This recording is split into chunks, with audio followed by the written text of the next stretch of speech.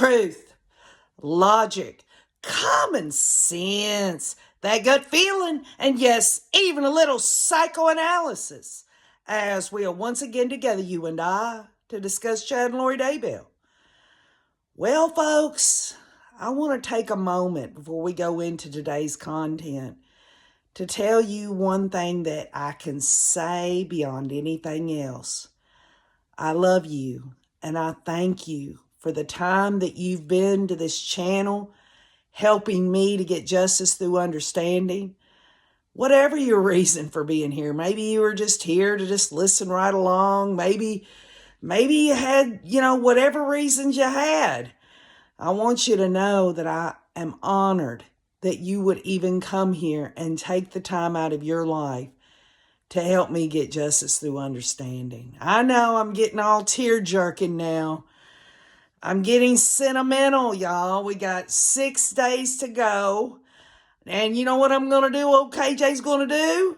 I'm going to try to get with y'all every day up to the April 3rd when they do jury selection and all of that. Yesterday and today, was it the 26th and 27th, I believe, the people are going to the courthouse to fill out questionnaires.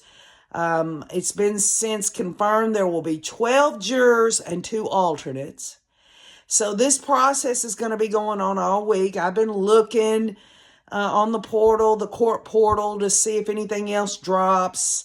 As many of y'all are probably aware, there's a pickup of activity from these big local and federal and state media organizations. Some of it's quite interesting, really. I'll read an article and I'm like, that's not right. It's like some of them are not getting their reporting right. But then again, when I read something, it's good to know that I know what the hell I'm talking about. And I know you do as well. Many of y'all have educated me over this long period of time. We know the deal, don't we, folks? We have been through every nook and cranny of this case, that using theory, hypothesis, truth, logic, common sense, our gut feeling, and yes, a little psychoanalysis. We've done it together. And my heart swells to know that, we were all able to find one another and to go on this journey together. We have really, one minute I'm crying, the next minute I'm yelling, the next minute I'm making jokes. I've tried my very best to bring content from my perspective. Just as I said when I opened up this channel, all I could have ever done is just demonstrate what was coming out of my thoughts and my feelings and in my mind.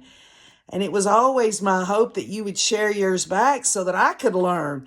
It's almost like saying, you know what, I've got my own way of thinking and feeling and all that, but wouldn't it be nice if other people could share that too, and then it would fill in the blanks? It'd be like a big powerhouse of thought, But justice through understanding is something we've talked about all this time, and it means whatever it means to you. I respect that. We've had so many things happen throughout all of this, and we're right on the door, y'all. We're right on the door of this trial. With that said, let's not forget to keep Kay, Larry, Cresha, the rest of the victims' family members in our thoughts and prayers. They're getting geared up to go to this trial. Please go, if you can, to Difficult Research with Cresha K. Easton and donate for her travel. Help her and her family, her and Jason. They're on a fixed income. And also just remember that, this is something that we've all been able, by the grace of God, as far as my view is, to get to know these victims' family members personally. Wayne and I traveling down to Louisiana and bringing y'all along with me. I mean, we've really, really had a different view than what most people have been able to see. I confess it, and I'm sure many of y'all can too, that over the years, we've watched court hearings on live stream and followed all of that. What is it, the true crime genre and all of this, the community that has developed over the years. The fact that I told y'all from the get-go, I was like, well, the first big case that I ever really got interested in and did a crime board on was the Jodi Arias trial. And to know that over all of this evolution of us on this channel, that my way of thinking on it all has really surprised me. I realize that there are just so many things so much more important. And folks, make no mistake, even though this is a terrible, tragic, evil crime, the crimes that Chad and Lori Daybell and Alex Cox, and along with all these other cult members did, so much good has come from all of this and will continue for long after this case is adjudicated. Make no mistake, I said it before, I'll say it again. God is in control. And if you don't believe in God, just know this. The bottom line is good will always, always triumph over evil. What is it Cresha K. Easton always says? Love always wins. And I embrace that, and I know many of y'all do as well. So, we're going to go into some content all this week in preparation for the upcoming trial. In times past, we have touched on these things. We've learned a lot of legal terms. We've learned, a variety of subjects. But I thought, well, let's just get to the baseline. Let's get to the foundation once more. Many of y'all already understand this. Many of y'all maybe are even not interested in this aspect. But I'm going to go over it this week. In increments is what I'm going to do. But what it is the jury instructions that were turned in by the state of Idaho for this case. These are proposed. Now, let me just say this. Because the state has filed these, does not necessarily mean that they are going to be completely word for word used in this trial. There might be some corrections.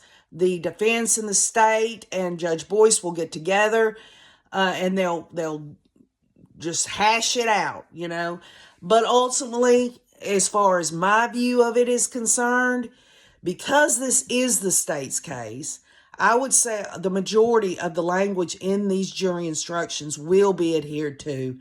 If you really want to look at it kind of like common sense, of course the defense is going to not like some of the wording in it, but they would have to have a real good legal reason to have any of it changed. And even if they did, the state could object to that with the judge. Administration has gone by the wayside in terms of the death penalty taken off the table.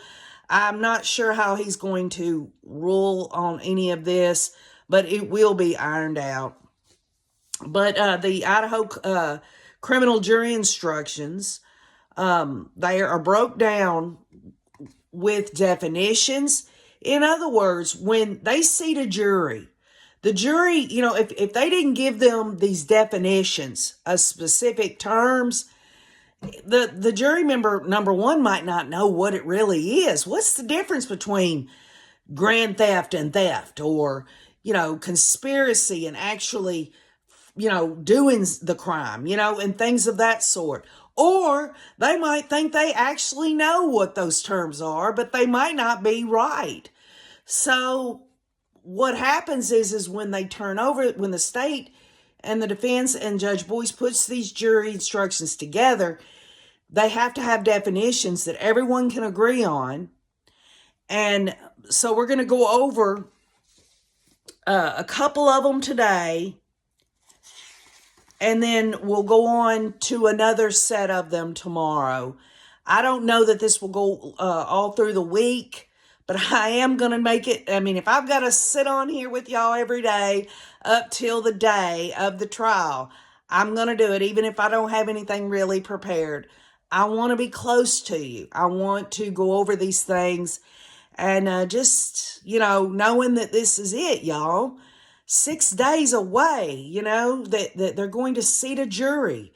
Remember, y'all, remember to keep your thoughts and prayers on this jury selection process, and that the right people get on this jury who can absolutely do what needs to be done in this case, and that is guilty on all counts. Folks, make no mistake. To me, I've thought about those 2 words, reasonable doubt.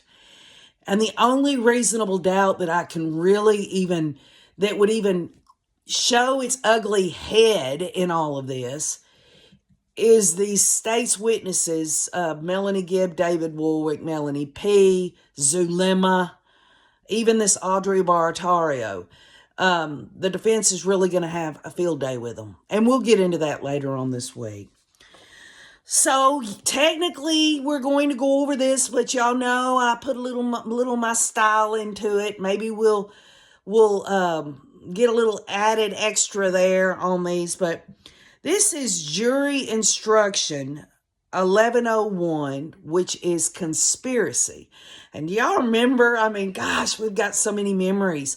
Remember we talked about conspiracy and criminal intent and all this and that?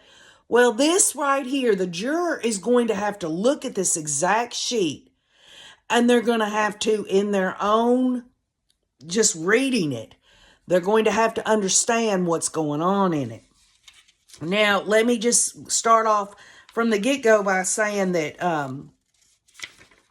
that conspiracy is spelled out in it, and this is how the juror is going to be able to make a determination. So here we go. And I'm going to try to, whittle it down. I'm not going to say Lori, Vallow Daybell, and all. I'm going to try to skip over things a little bit, but it's all going to be the meat of it, okay? You know me, I like to get to the bottom line of stuff. All right, so in order for the defendant to be guilty of conspiracy, the state must prove each of the following, okay? They have to prove each of these following things. And let me just preface it by saying that if they do not prove each and every one of these things, if any of the above has not been proven beyond a reasonable doubt, then you must find the defendant not guilty, y'all. If each of the above have been proven beyond a reasonable doubt, you must send Lori off to the damn prison cell, So that's actually goes without saying. But let's look at the things that have to be proven. They're numbered. And a juror member is going to sit down and when they go back to deliberate, they're going to sit down at the table and this is what they're going to look at.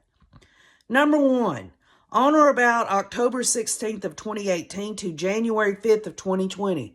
Okay, so they're going to have to make a determination right off the bat. What was the time frame of all this? What has been proven by the state? And y'all know there are timestamps on text messages, body cams, all of these things, GPS, all of that can establish in between these dates that whatever they're fixing to have to determine has happened. So that right off the bat, the timing, and they can check that off when they know whatever we're fixing to do here, whatever we're trying to find out whether Lori is guilty of, it happened between these days. Number 2, this is a jurisdictional thing. Did this happen in Idaho? Goes beyond saying. Check that one. The defendant, Lori and Chad Daybell, and Alex Cox agreed, okay? Now, let me back up. I think I didn't read this right, and maybe I'm reading between the lines on this, but think about it. The defendant, Lori, there's the word, with Chad Daybell and Alex Cox agreed, okay? So all 3 of them, they agreed. They agreed on what? Thinks a juror. What am I fixing to have to say? That I've got to find proof that Lori, Chad, and Alex agreed to do what? To commit the crimes of murder in the first degree of Tylee Ryan and J.J. Vallow, because there's two separate ones for each charge, but I'm going to put them together. Tylee Ryan and J.J. Vallow, and grand theft by deception. Now, y'all remember a while back, John Pryor, the defense was talking about, how can you put those two together? Well, obviously, that was something we were like, what? Why? That's not there isn't one code of law that says two crimes in one. But what the state made everyone aware of is because this was murder in the first degree, and that it was accompanied by another crime of grand theft by deception, this all had to do with the death penalty. And by the way, let me just say this. Here you go, y'all. This is 7 pages of jury instructions that are out because Judge Boyce ruled there is no death penalty. And what it was aggravating factors. Remember we talked about that? Aggravating factors had to be proven in order for a jury to sentence Lori Daybell to death. These are out. So that's whole 7 pages there out of the equation now. No more of that. Remember, I believe it was Nate Eaton and several others said things would be kind of shimmied down a little bit now that there is no death penalty. There wouldn't be a penalty phase, and you wouldn't have to certify the jurors as death penalty qualified, etc., etc. Well, now you've got jury instructions that are not going to be in that equation either. Okay, so back to this. Lori, Chad, and Alex agreed to commit the crimes of murder in the first degree of Tylee and JJ and grand theft by deception. The defendant, Lori, y'all, okay? The defendant intended that at least one of the crimes would be committed. In other words, there's going to have to be proof by the state that she either wanted to murder the children or she wanted to do grand theft by deception. Only one of them. They could say that she wanted both of them, but at least one. So we know that's going to be proven. Then one of the parties, it could be Lori, it could be Alex, it could be Chad, parties to the agreement performed at least one of the following acts. Okay? So when I read down these acts, it doesn't necessarily mean that Lori had to do all of them or anything. Only, it says here, one of the parties, whether it was Alex, Chad, or Lori, and all they had to do was one of them. Okay? On and about this date of October 26th of 2018 and June 9th of 2020, Chad Guy Daybell and Lori, I'm going to take those other names off there. I'm tired of saying their full names. Did endorse and espouse religious beliefs for the purpose of encouraging and justifying the homicide of Tylee Ryan. Okay? So we know that Chad Daybell did espouse and endorse religious beliefs. We know Lori did. And as a matter of fact, even Alex Cox, he endorsed and espoused it too. Remember, he told Zulema and Melanie P. one day that Zulema said, I believe it 100%. And Alex said, I don't know. I've got to wait for my answer. And then Alex said, I believe it 100%. Remember that? So Alex was, and remember, Alex also was telling Zach Cox, I'll give you $100 if you read this book, Chad Daybell's book. He was endorsing and espousing as well as Lori and Chad. So we know that one's clear cut. On or about September 1st of 2019, Lori did move to Chandler, Arizona to Rexburg, Idaho with Alex, Tylee, and JJ. And this is important because if she had no idea that her children were going to be murdered by her or Alex or Chad or anything like that, why move there to get closer and actually commit the murder? Why didn't they commit the murder in Arizona? Why come into Idaho and do it? You see what I'm saying? And the reason I say this is it says that that because September 1st, Lori did move from Chandler, Arizona, with Alex and the kids, that none of this that took place would have ever happened had she not done that. That was an act in and of itself. Now, of course, there's this whole ordeal where Melanie Gibbs says, well, Lori said she had to get her own revelation or her own vision or wherever the hell it is to go and move to Idaho. But then at the same time, she's saying Chad did visionary crap better than Lori, and Lori said she wasn't all that good at it. Then you had the whole idea of Chad saying he couldn't divorce his wife, but yet Lori shows up September 1st moving. But interesting enough, August the 16th, right, which is before she moved to Idaho, she's doing another illegal thing, another act that has to be proven, and that is that she's taking Tylee's Chase Morgan account and putting it into her own personal account before even leaving to go to Idaho.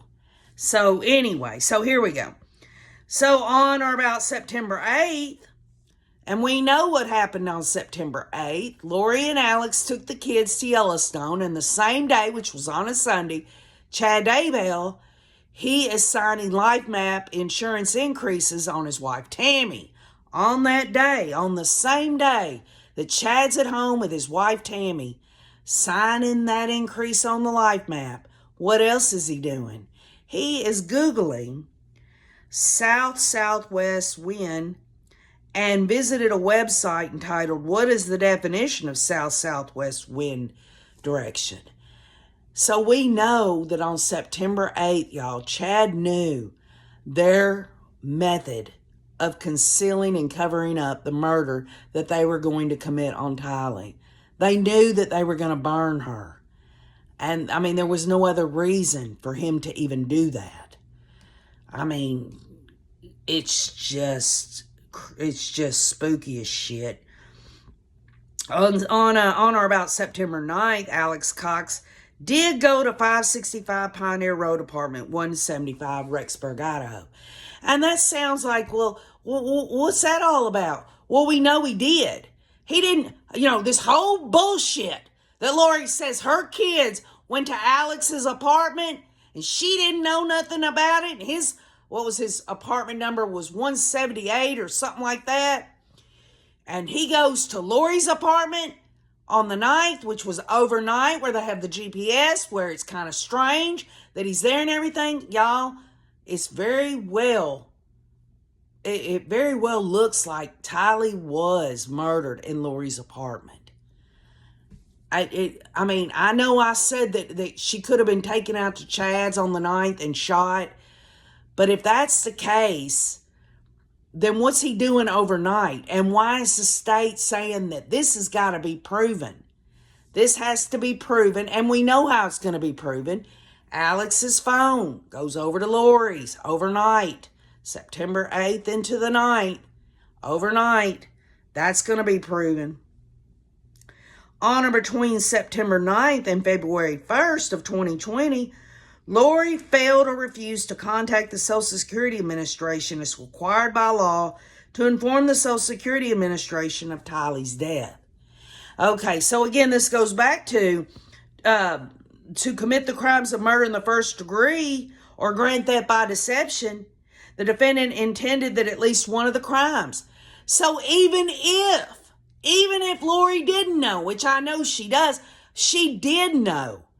I mean, what she's getting the money from Tylee and all of that, and not even believing that her daughter's dead. Well, why isn't she giving the money to Tylee? Why isn't she? I mean, what is she using the money for? We know what she used it for. She went on into Hawaii to hop Highland Island with Chad Daybell and buy her bullshit wedding dress and malachite wedding rings and all that crap. On or between September 25th of 2019 and January 22nd of 2020, Lori did wrongfully continue to collect 5 monthly Social Security survivor benefits on behalf of Tylee Ryan, and such act was done for the purpose of carrying out the agreement. So what does that mean? That means that the agreement was to murder Tylee. But the part of that agreement to murder her, they were going to get something out of it. I believe they got more than one thing out of it, namely that Tylee wouldn't tell on them, basically, for murdering Charles Vallow in Arizona, but also they wanted money out of it. They didn't want Tylee saying, Mom, that's my money. And let's not forget, Tylee was turning 17. She would have eventually turned 18. That stuff was going to be used by Lori, Alex, and Chad. And Chad absolutely was the breadwinner and all that. The evil breadwinner of murdering his damn wife for her insurance. There ain't enough damn money for JJ and Tylee's Social Security benefits to damn cushion these crazy ass people. Give them some money, my ass. So you know that these acts were committed. One of the parties to the agreement only had to do it. Only one. And at least one of the acts on here, that's what they did. Now, we know that is the conspiracy itself intertwined in what they did. But now we get to malice aforethought, first-degree murder, which is jury instruction 704A. And a juror is going to look at this, and it's going to say, in order for the defendant, Lori, to be guilty of first-degree murder with malice aforethought, the state must prove each of the following. They talk about the date, September 8th and September 9th. All right? Now they're bringing it in a little, y'all. On or about September 8th of 2019 and September 9th of 2019, in the state of Idaho, the defendant, Lori, engaged in conduct or did aid, abet, advise, counsel, or procure another to engage in conduct which caused the death of Tylee Ryan. Now, we know that her notice of alibi says that the kids were murdered in her brother's apartment. She doesn't say, my brother Alex Cox killed them. She just says they were murdered in there. Now, she's not saying, hey, I knew it at the time, but this is what their notice of alibi, that Lori was nowhere around that. You know what? That damn cowardly little hussy. She got her brother to do something she herself couldn't do, basically. Although I will say she probably was right there with JJ. I don't think she could have done, Tylee would have beat her ass. But anyway, this is Tylee. And the defendant did counsel or procure, aid and abet or advise. She was the mother of these children. Nothing was going to get past her about her own children without her agreeing, abetting, procuring Alex and Chad and herself, basically. And so, I mean, they couldn't have went, what is Lori trying to say here? That Alex and Chad went behind her back, took her kids into Alex's apartment without her knowledge, right? Well, we know the state of Idaho says they're going to call witnesses to say that there wasn't nobody there with Lori that could say, yes, I was here, and Lori wasn't, on this time, she was not murdering Tylee. And the defendant acted without justification or excuse. That goes beyond saying. I mean, no juror in their right mind is going to be able to say, well, Lori, the mother of these children, the mother of Tylee, she had a justification and she had an excuse with malice aforethought. Now, I'll tell you what, nothing's more evil in terms of malice and thinking ahead of time than knowing that this was going to happen. Chad Daybell knew that Tylee was going to be burned up on September 9th.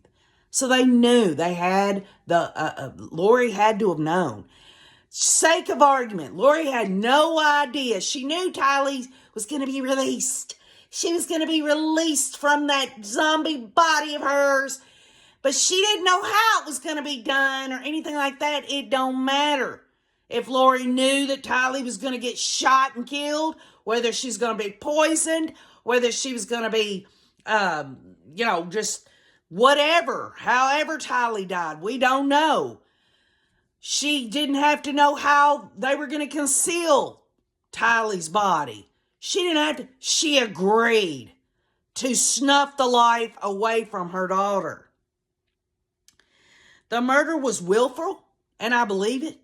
The murder was deliberate and premeditated. And you can be damn sure that it was premeditated. August 16th, a couple of weeks before moving to Idaho, Lori's taken Tylee's Chase Morgan account money, putting it in her own personal account. The text messages and things of that sort leading up to that. If you want to go a step further, Lori giving up JJ's service dog. All the things that Lori did that proves, have healthy inferences. It was premeditated. And by the way, even if she went to Idaho and didn't think her daughter and son were going to be murdered up to seconds, a minute, there is no amount of time that you have to really, it's got to be enough seconds and minutes. That's premeditation. It don't have to be no big, long, drawn-out, weeks-long plan or months-long plan or anything like that. Premeditation means to consider. How long does it take to consider anything beforehand, whether to kill or not to kill, and then to decide to kill? How long does that take, y'all? It could take minutes. It could take days. It could take weeks, months, years. There does not have to be any appreciable period of time during which the decision to kill was considered. So there you go. There isn't anything in Idaho law that says premeditation has to be at least a minute long or 30 seconds long. As long as it was reflected upon, and you can be damn sure that reflection from Lori, the Hussey Daybell, and Chad and Alex is akin to endorsing and espousing as well. They endorsed and espoused religious beliefs for the purpose of murder, and that took some reflection. You know it, and I know it. A mere unconsidered and rash impulse, even though it includes an intent to kill, is not premeditation. Okay, so first of all, there was no impulse for Alex or Lori or Chad just right there to murder Tylee. There was there's things in the environment around it that prove premeditation. It wasn't an impulse, a rash impulse, a rash impulse, even though it includes an intent to kill. The bottom line is that it's going to be proven, and a juror would be in their dang just absolute out of their mind if they couldn't see that. If you find that the state has failed to prove beyond a reasonable doubt any of the elements, 1 through 5 above, and I just read those to y'all. If you find the elements of 1 through 5 should have been proven beyond a reasonable doubt, and you unanimously agree that the state has proven any of these circumstances under element 6, which element 6 is the murder was willful, deliberate, and premeditated. Let's see. Beyond a reasonable doubt, you must find the defendant guilty of first-degree murder. You are not required to agree as to which circumstance under element 6 you find to exist. So there you go on that. If you find that the state has failed to prove any of the above, you must find the defendant not guilty of first-degree murder. I don't believe it's not, I just cannot imagine them not being able to know that this was premeditated. All the things that I've read out to you, it's crystal clear, really. Then it goes into conspiracy on JJ. And, it's the same language. But there are certain sections. You remember how I said September 8th and 9th for Tylee? Well, it talks about here, it says, on or about September 23rd of 2019, Alex Cox did take possession of J.J. Vallow. Okay.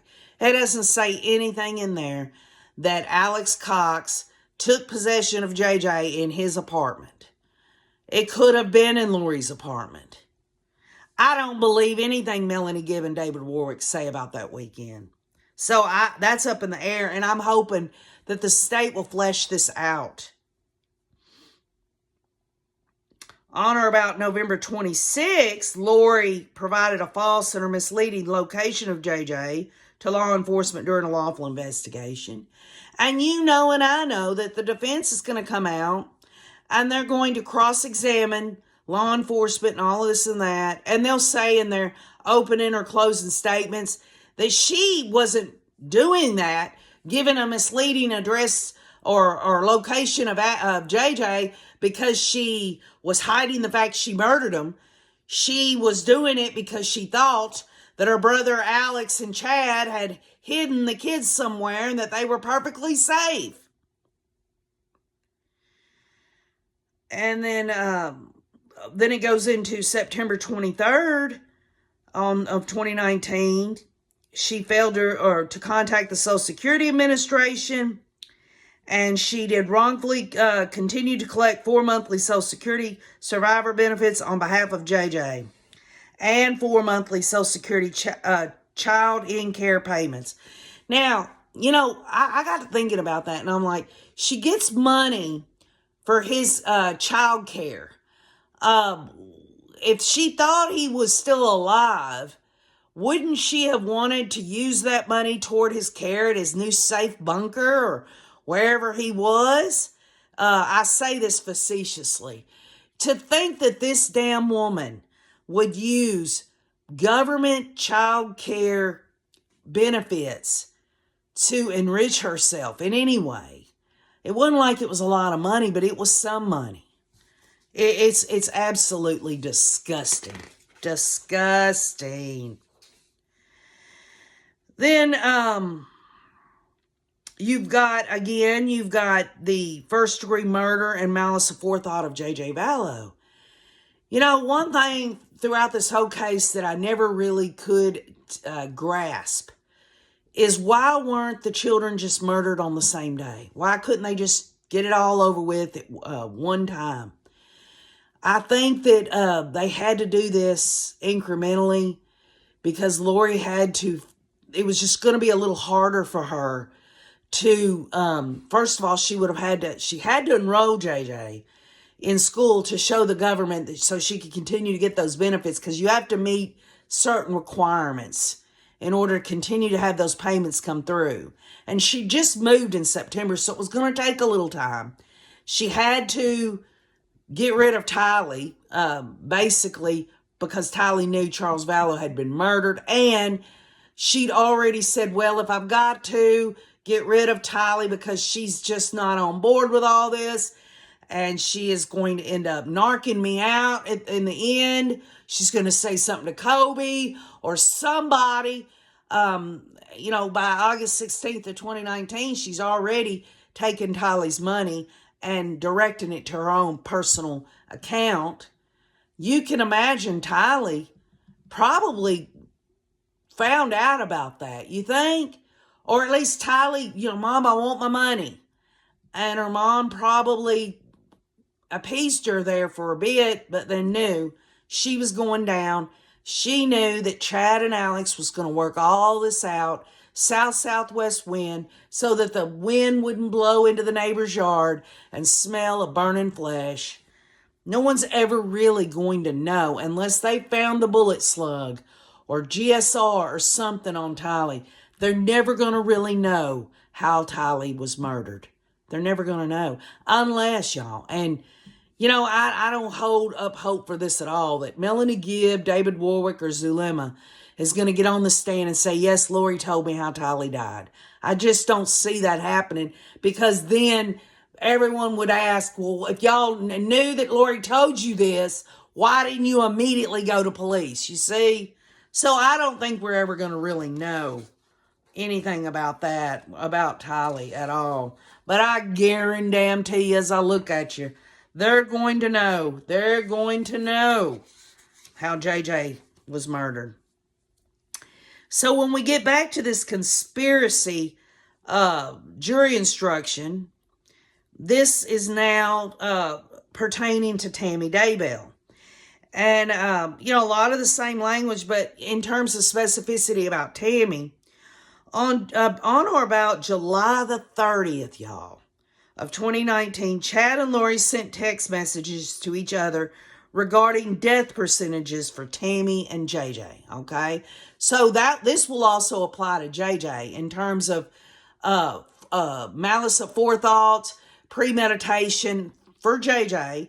Also, there is malice forethought and premeditation for Tylee, with Chad Googling southwest wind. Remember, y'all, when it comes to conspiracy, all three of them don't have to do it all. Only one. What is the main thing that branches out from all this is the agreement, the conspiracy. That right there. From that, everything else comes out. You see? And so if you think about it, July the 30th, all the way back in July, before Tammy was murdered, October 19th of 2019, they're already talking about Tammy dying. Then they talk about other acts that happened. If you just saw this on a piece of paper right here, I'm fixing to say it to you. Chad Daybell obtained a burner phone on September 18th of 2019. You wouldn't know. I mean, September 18th is not when JJ was murdered. September 18th is not when Tylee was murdered. And September 18th isn't when Tammy Daybell was murdered, right? But it shows that malice aforethought, the premeditation, the burner phone, and the state is going to bring out in the trial what was on it, what was said. See, just because they say this doesn't mean they're not going to elaborate on it in the trial. Just remember that. Just like they're going to elaborate on another act that came from the conspiracy agreement to murder Tammy Daybell, and that is Alex Cox obtained a burner phone on October 9th of 2019. Now that one rings more of a bell for a juror to look at. October 9th was when Tammy Daybell was shot at by Alex Cox. It's in the murder indictment that Alex was the one that was there with the so-called paintball gun. Then you have Chad and Lori sent text messages to each other about Tammy being in limbo and Tammy being possessed by a spirit named Viola. And just so you know, the charges in this trial that's against Lori, right? There are many of them because there's Tylee, there's JJ, there's Tammy, there's the financial crimes and all of this. But the bottom line is that they're going to be able to look and see a pattern. They're going to see evidence, empirical evidence, that they're talking about Tylee being a zombie. They're going to see that JJ was a zombie. They're looking now and they see Tammy is an evil spirit named Viola, right? They're going to see all that, and it's going to be like, well, these children were murdered and buried in Chad's backyard. Why wouldn't, if you see the evidence surrounding Tammy Daybell's death, that it kind of lines up with what happened to JJ and Tylee, that yes, this is a healthy inference. This proves there is no reasonable doubt that it was any different, right? September the 8th, Chad signed an application for an increase on Tammy's life insurance to the maximum allowed. And obviously the jurors are going to get to see, the state's going to lay it out. He collected on that insurance. And I'm hoping, this is my hope anyway, that the state has got more, that they'll be able to elaborate a little bit more on that. They're going to be able to say, Yes, that is the circumstance, the act itself that only one of them had to do, which was Chad Daybell. But here's some other evidence that shows, and maybe I'm going to extreme by saying this, but maybe they found some writings or text message or something that says, yes, we had to have Tammy's money. She would have wanted us to have this money, Lori, says Chad. Alex Cox attempted to shoot Tammy. We know this. And remember, one of the parties to the agreement performed at least one of the following acts. And, if you look at how this is laid out, they've got stuff that Lori has done. They've got stuff that Chad has done. And they've also got stuff that Alex has done. So it would be different if this was all about Alex. Although I will say this much. In terms of the acts listed in the jury instructions, Alex is listed more. In terms of the physical acts surrounding the conspiracy of murdering Tammy, there is nothing that we've seen that Lori was actually there, or even Alex, but Alex was up the street at that church. Just so happened the night Tammy died. I'm not saying he went over to Chad's and did it, but it seems like that was more of Chad and Alex. But then again, Lori didn't have to make the plan. She just wanted it to happen. And she did what she was going to do. Yes, she says, I was in Hawaii. There's no way I could have done that. Well, when it's proven that Lori went to Hawaii to get away from that so she'd have an alibi away from the murder of Tammy Daybell, when they prove that in itself will say everything. Alex conducted multiple internet searches between the dates of October 8th and October 12th, including searches related to Grindle Drop and shooting through a Dakota Dodge. Alex went to a gun range in the months before October 9th, when the attempted shooting of Tammy Daybell took place. Alex traveled from Sportsman's Warehouse to the vicinity of the Daybell residence on October 9th, and Alex was in the church parking lot approximately 2.5 miles from the Daybell residence on the night of October the 18th. And such act was done for the purpose of carrying out what? The agreement, the conspiracy. Do any of us believe that Alex and Chad did this behind Lori's back and that Lori was kept out of the loop? She had no idea that Tammy was going to be murdered, although she was talking with Chad about how it's getting soon. Viola, Chad's letting her know every time Lori goes and distance herself, such as, just be with her, be with your wife and your family. I understand. Maybe down the road we can have something. You know it and I know it. It is as clear as crystal. Now we get to the financial crimes. And you know what? Many of us would think that, KJ, it's really about the first degree murder. It's about the conspiracy to commit murder. Those are the real big deals. But folks, let me tell you, when you do grand theft by deception and in with first degree murder, that's aggravating. And of course, the aggravating factors don't apply now because we don't have the death penalty, but those lend it for malice aforethought. There has to be a reason besides they were religious fanatics, nut jobs, wanting to murder these children and Tammy. It was for money. We all know there had to be more than one reason. They wasn't just doing this to rid the world of zombies. They were the king and queen of the 144,000.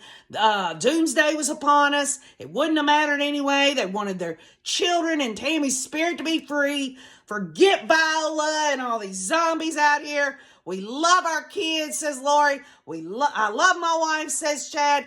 That is a crock of shit.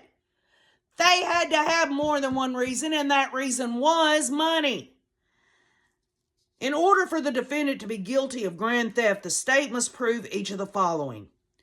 On or about the dates, in the state of Idaho, the defendant Lori wrongfully took, detained, or withheld property described as Social Security survivor benefits allocated for Tylee Ryan and J.J. Vallow, and Social Security child and care benefits allocated for Lori Noreen Vallow, to which funds Lori Noreen Vallow was not entitled. And also, she took them from an owner with the intent to deprive an owner of the property or to appropriate the property, and the property exceeded $1,000 in value. Case closed. It was not her money. The money was in her possession to take care of her minor children. The money belonged to Tylee and JJ for their care, and it exceeded $1,000. But she took it and she spent it on herself because she's an evil, diabolical piece of shit.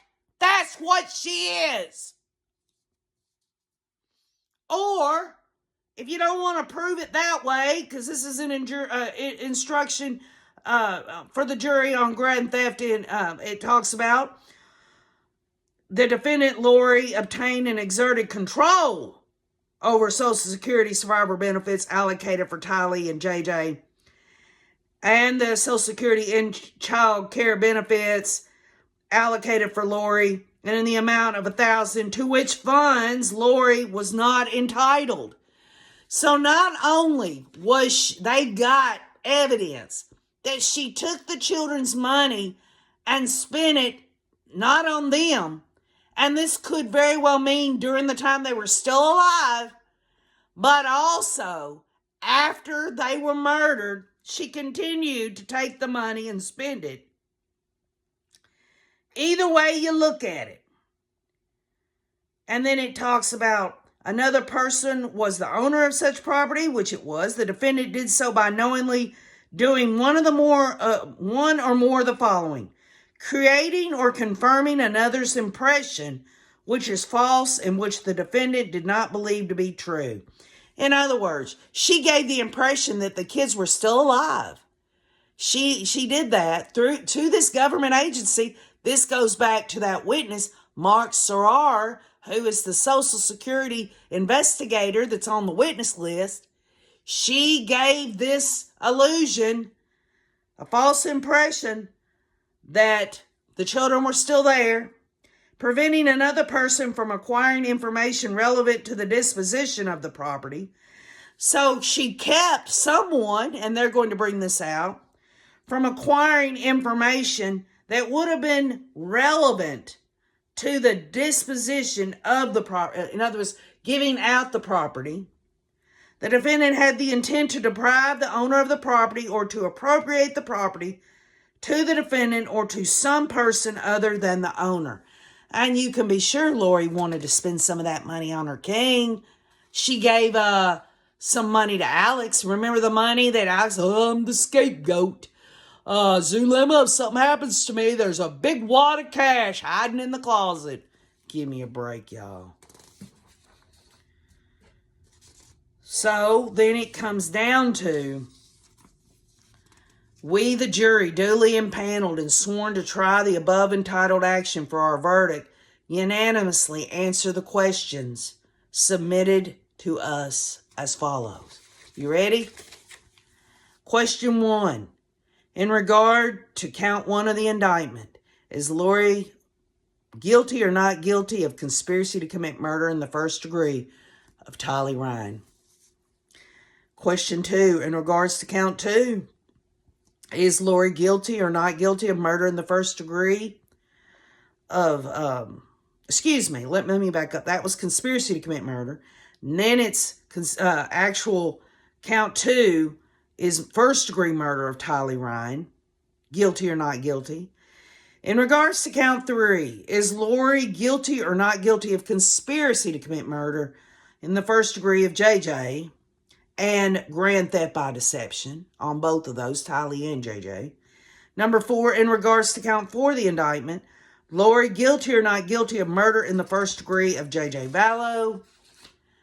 And question 5, in regards to count 5 of the indictment, is Lori guilty or not guilty of conspiracy to commit murder in the first degree of Tammy Daybell?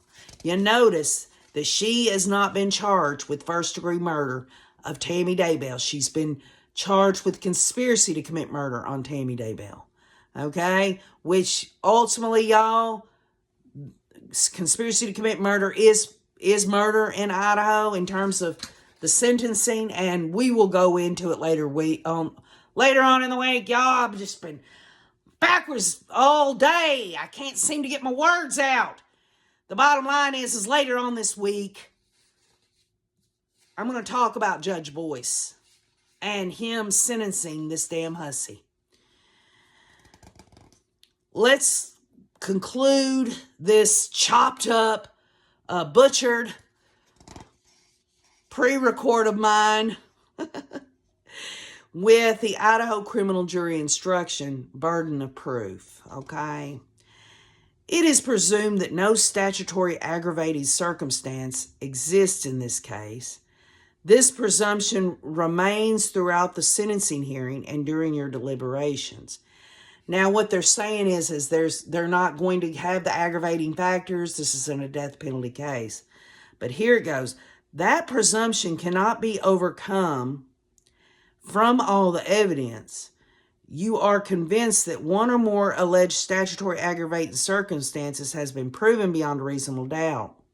The state has the burden of proving the existence of a statutory aggravating circumstance, and that burden remains on the state throughout the sentencing hearing. The defendant is not required to prove the absence of any aggravating circumstance, nor is the defendant required to produce any evidence at all.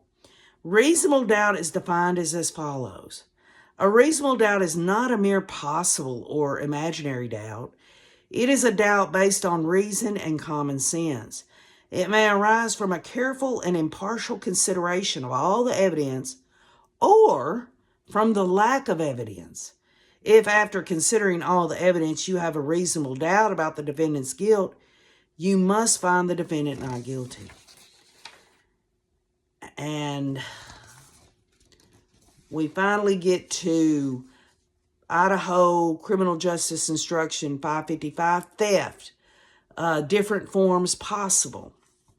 There are different forms of theft depending upon the manner in which the theft was committed.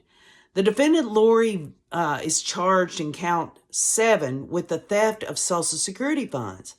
The state alleges that such theft was committed either by taking, withholding, or detaining said property, or by deception. If you are satisfied beyond a reasonable doubt and unanimously agree that the defendant committed the crime of theft, you should find the defendant guilty. You are not required to agree as to which particular form of theft the defendant committed it. So there you go on theft. Regardless of what Lori's defense would be on her financial crimes here, it could be one or all of them.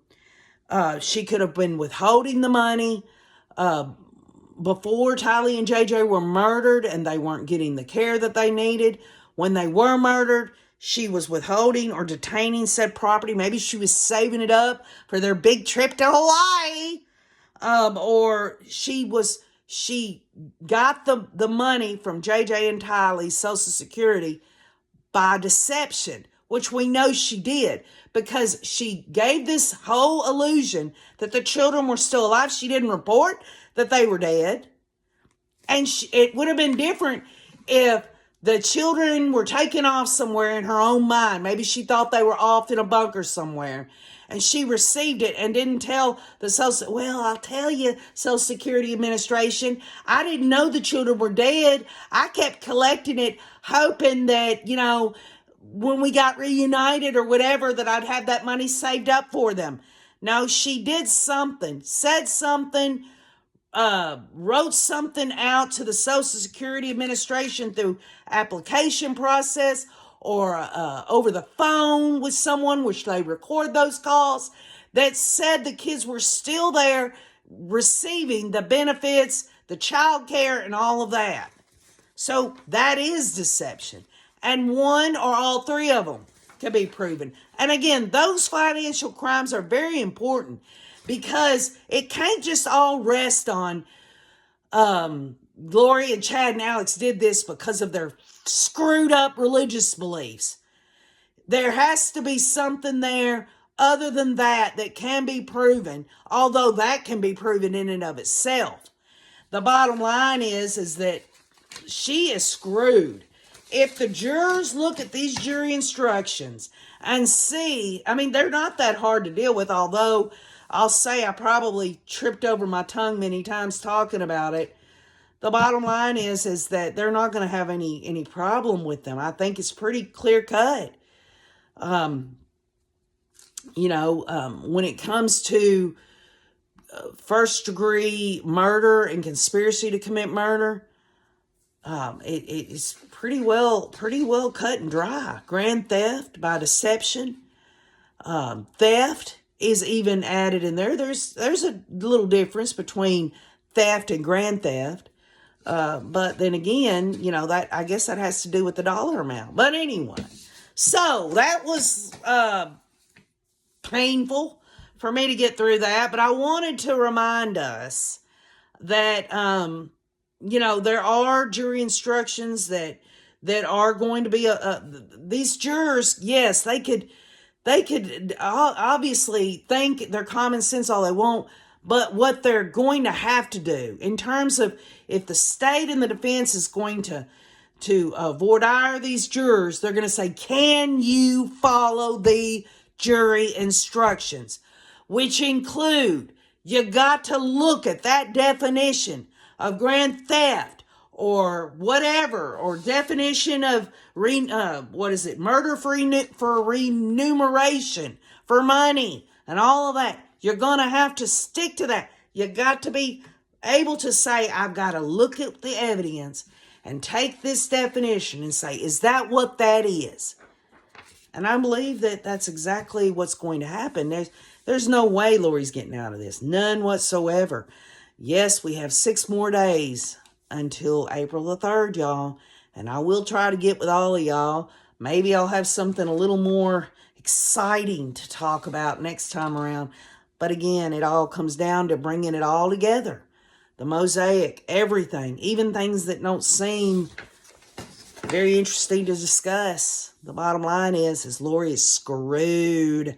She is so screwed. So with that said, I love you all. I'll get back with you tomorrow. We're counting it down. Daughter of Scotland's been counting down, and I've been reposting them on the community wall. We're going to keep on looking.